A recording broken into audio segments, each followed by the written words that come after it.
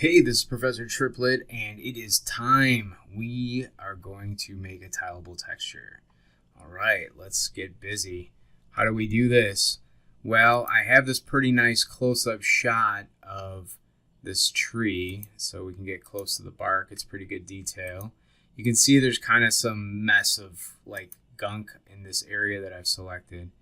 So let's go ahead and just start from scratch. I'm going to click that selection off. And let's talk about where we want to get a section of texture from.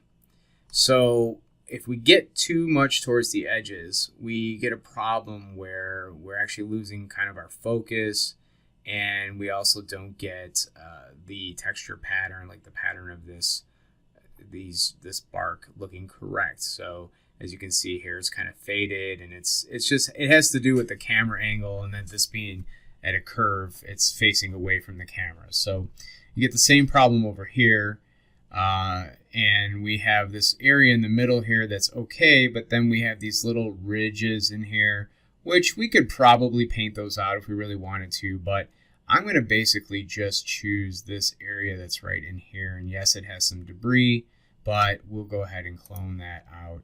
So let's get started here. So I get my marquee tool, and I'm going to hold shift. And when I hold shift, it keeps it in a square aspect ratio. So that's why I'm doing the shift button while I do that. So I'm going to pull this in an area that's it's underneath this little ridge right here, and it's not too much on the edges. So it's kind of right in the middle, as good as I can get it in an area that's sort of a flat area. So I'm going to go ahead and just hit Control C.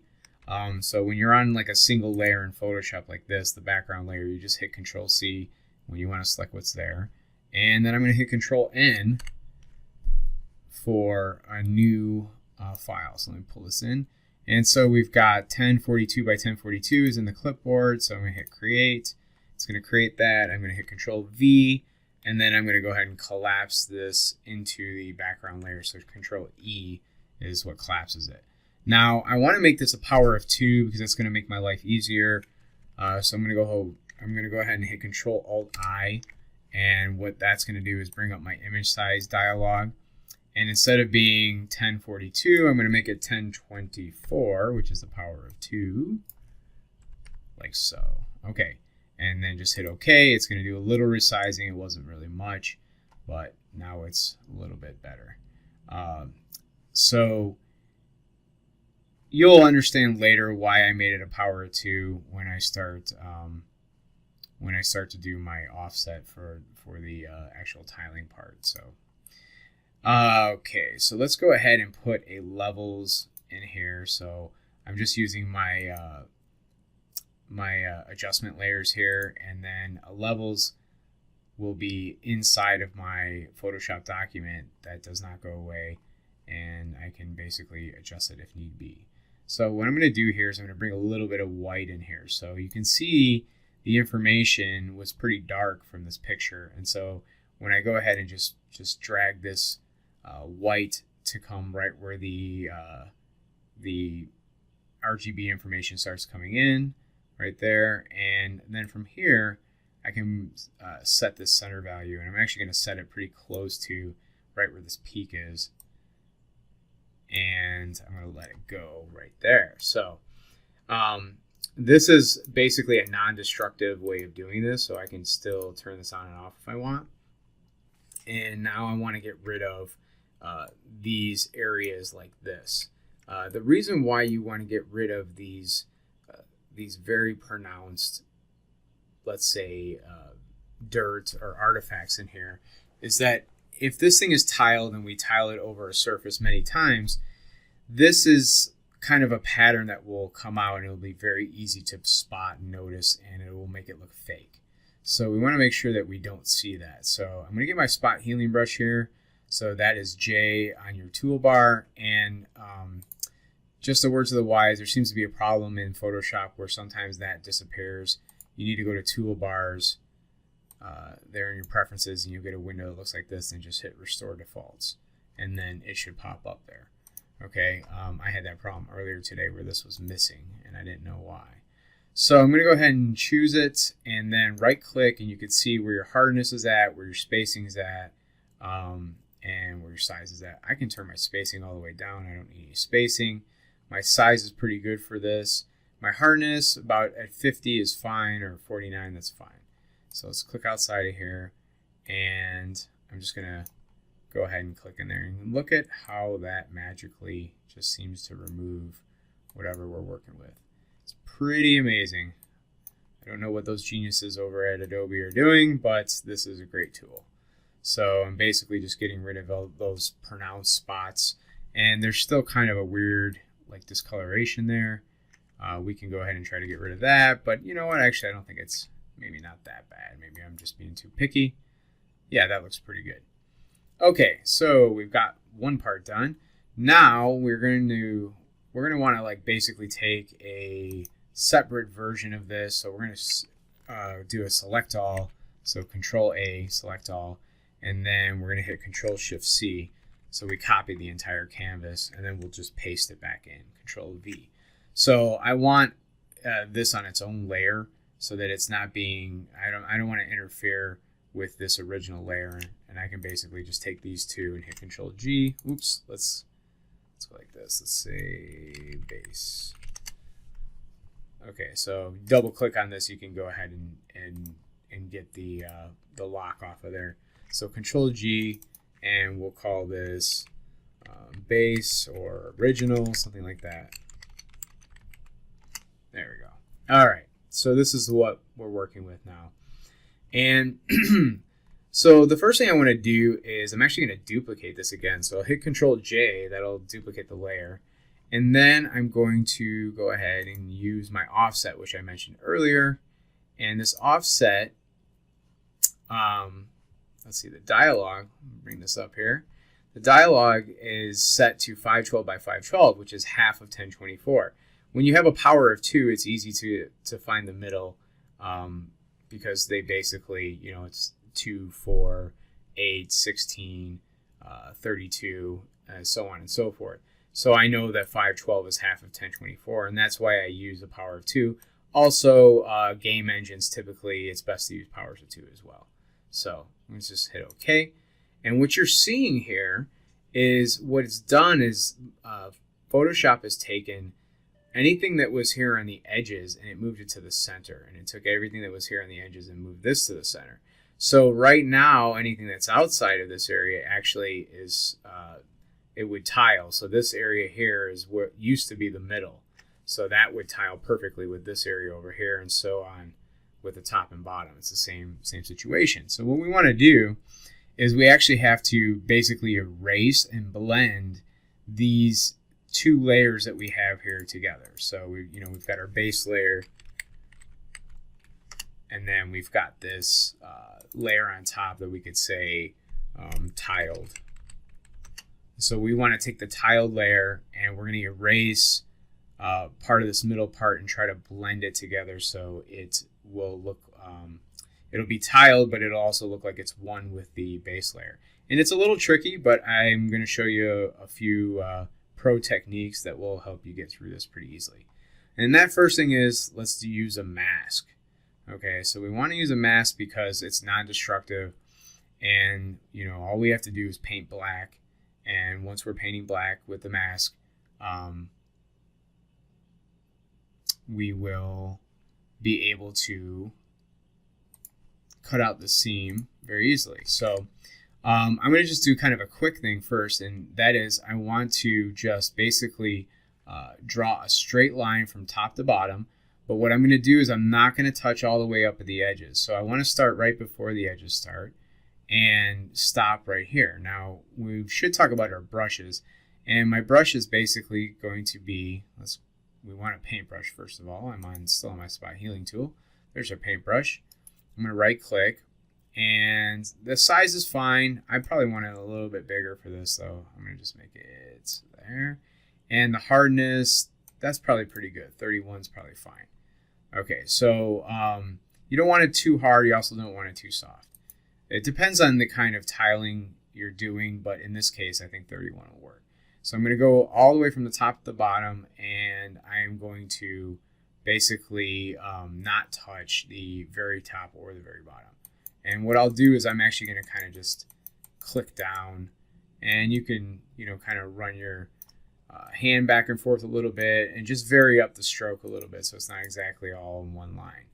Okay, and I'm going to do the same thing here now. I'm going to go back and forth and just kind of clear that out. Now, if you look at your mask here, you should see, first of all, you should have this highlighted. I probably should mention that. This should be what's highlighted. And you should see that there's kind of looks like a black cross in the middle. And what I want to do then is I'm going to make my brush a little bit bigger. So I'm just hitting my close bracket. And now I'm going to come in here and try to just sort of do a blend between the background and the foreground and see if I can kind of, this is sort of a trial and error thing. You don't always know if you're going to hit the right area, but typically I just sort of work forward until something looks really screwy, and then I might, fix it or basically reverse the mask. So basically to reverse the mask, of course, you just switch this to white and you start painting the foreground color or this foreground layer back in, or I should say the top layer, the tiled layer. So let me switch it back to black by hitting X, and I'm just going to keep kind of working out some of these edges. So what's going to happen is that these edges are all good, they tile, and then the middle part is going to be, something that's unified and doesn't have that big seam in the middle. So I think we're getting closer, and I think just down here needs a little bit of love. And then sometimes you want to vary your brush size. You don't have to make it always one size, but be careful because sometimes you can create almost like new seams in your document, and you want to avoid that, obviously. So I actually feel like this brush size is a little bit too small, so I'm going to undo a few steps and just go ahead and cut in here a little bit more. Okay, I think that's good. That looks pretty good. All right, but when I look at this, I still feel like there's a little bit too much light that changes. Like for instance, you can see this is very brown, and over here it looks lighter. So let's go ahead and basically select the whole canvas again, Control A, and then we'll hit Control Shift C to copy everything that it sees, and we'll hit Control V. So now we're going to test our tile. Okay, so let's just hide everything else. And this is going to be our little test. I'm just going to name it test for right now. And let's go ahead and go back to our filter, and we'll go back to our offset. Now I can just go ahead and hit this offset again because I know it's going to be 512, which is going to offset it perfectly back to the original orientation. But I'm just going to go ahead and show this so you can see it. So you can see that it did just kind of change right there. If I turn this off, it goes back, and then you can turn the preview on and off. And you can see the little changes that are happening. But let me show you how this works. Like if I just kind of move this along a little bit, you can see that you don't see any seams coming in because it's tiled. Okay, and we can go up and down too. All right, so basically though, we'll just leave it at 512 by 512. And I can just hit enter, and then it's done tiling. But I still, again, I can see like variations, like this color variation in here, and what I'm predicting is that when I tile that over a surface, that will come up looking like a pattern. So I won't get as much mileage out of this texture if it has a pattern in it like that. So let's see if we can get rid of some of that pattern. So to do that, I'm going to duplicate this layer. You can just drag it into the new layer here, or you can hit Control J, and then I'm going to do what's called a high pass on it. So let's go ahead and go Other, and we're going to go high pass. Now what the high pass does, let me pull the dialog back in here. What the high pass does is it basically is going to balance out the lighting. So let me put it as low as you can go. So it's a radius of 1,000 pixels. You can see that if you were watching closely, and let me do it again. Let me pull it all the way out. You can see that there's just little variation changes in lighting.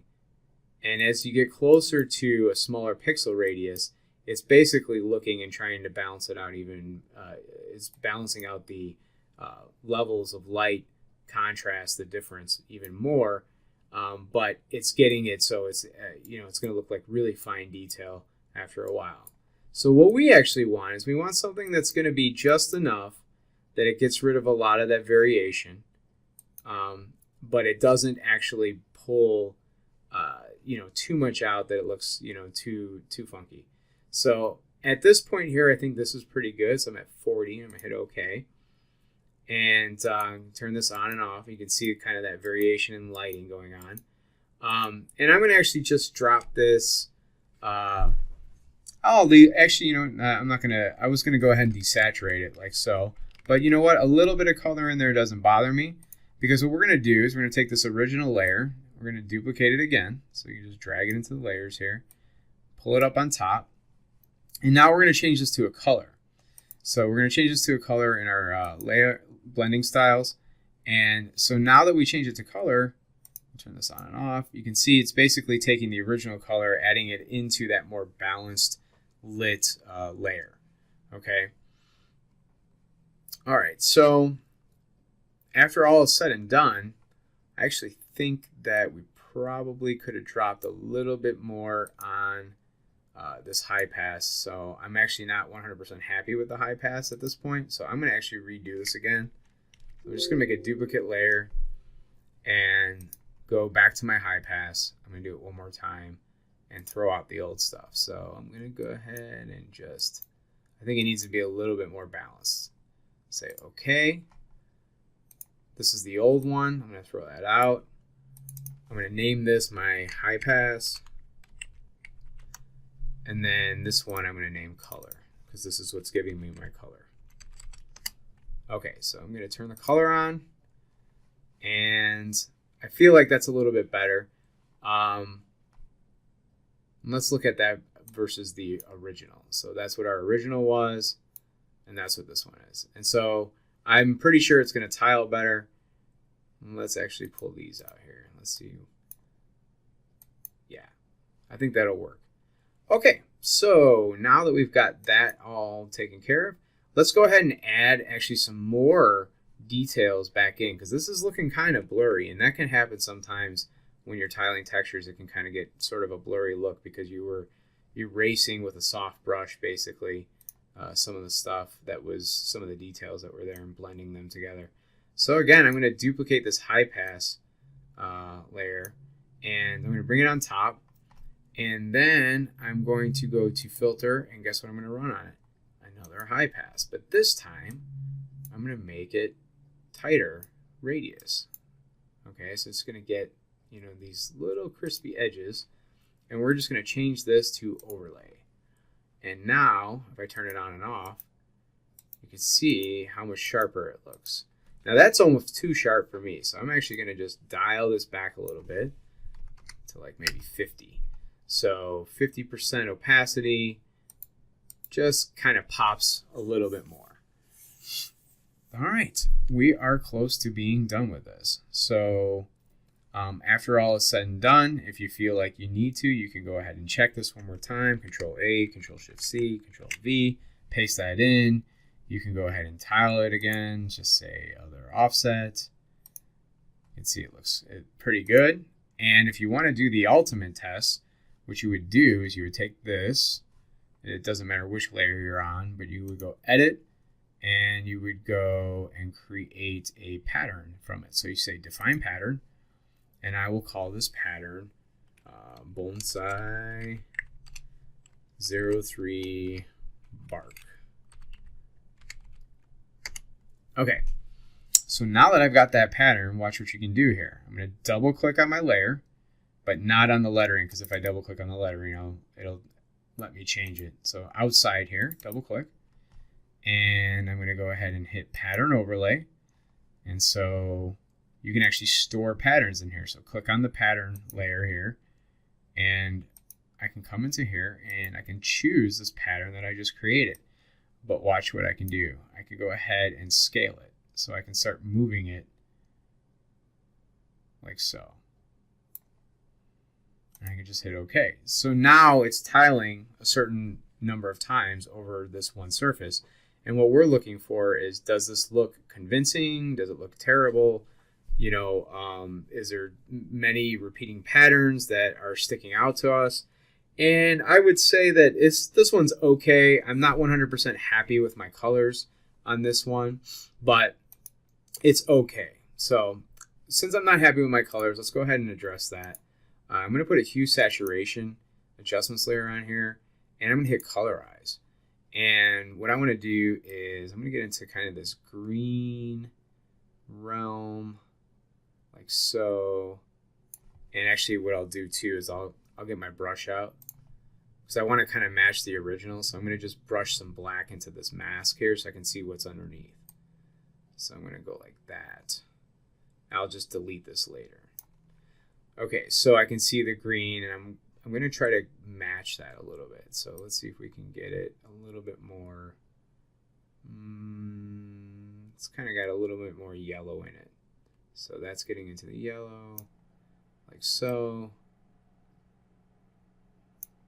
Maybe pull the lightness down a little bit. No, maybe not. Okay, so let's just say that that's pretty good. Now this is too strong, of course, so what I'm going to do, I'm just going to start dialing it back by dropping the opacity of this. And I'm just trying to get more of a uniform color over the entire surface. You may not like to do it this way, but I think, for me, I think it's going to work for this one. Yeah, I think that that's a little bit better.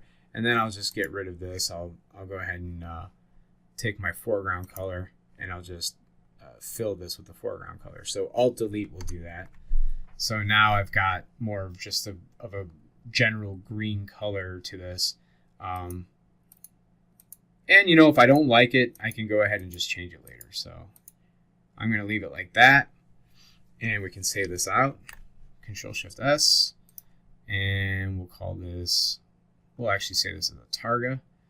And right now it's not letting me, so let's do it Photoshop first, and we'll call this Bonsai 3. There we go. I already have one there, so I'm going to save over it. Say okay. All right. So let's look at our one other thing. So image mode. See, I'm in 16-bit image mode, and that's one of the reasons why it's not allowing me to save it out as a target, which is what I want to actually end up with. So I'm going to go ahead and just go Control A, Control Shift C, select everything, hit Control N for new document, and I'll make a new document. And then before I paste this in there, I'm going to go ahead and change the mode to 8-bit, and then I'm going to hit Control V so I can paste that in, hit Control E to collapse that down, and now I can save this off as a targa. So targas don't have 16-bit color, so that's why it wasn't allowing it. So we'll call this Bonsai 03 underscore color. Color, well, we'll say tiled color. Bark, we'll say Bonsai 03 bark. We don't even need to say tile. I know that the bark is tiled. Something like that. And 24-bit, of course. Okay. And that's it. That's basically how you tile a texture. There's many other techniques that you can use tiling textures, but this is sort of a simple one. There's also tiling stuff like bricks is a little bit more complicated, and there's programs, for instance, like Substance. The company, I should say, Algorithmic makes the Substance suite, and they have a program that will take photo source textures and tile them for you. And that is called Bitmap to Material. I was losing the name for a second there. I couldn't think of it. Bitmap to Material. And it's actually really easy to use, and it's really nice. But it will only work in some situations. It doesn't work for everything. So the thing I would just take home from that is that, yeah, there's programs out there that can do this for you. But at some point, at the end of the day, if you're doing this kind of work, you may someday need to be able to do this for yourself without the use of an automatic generator for these types of files. So that's it. Thanks for watching. That's how you tile a texture and have fun in Photoshop.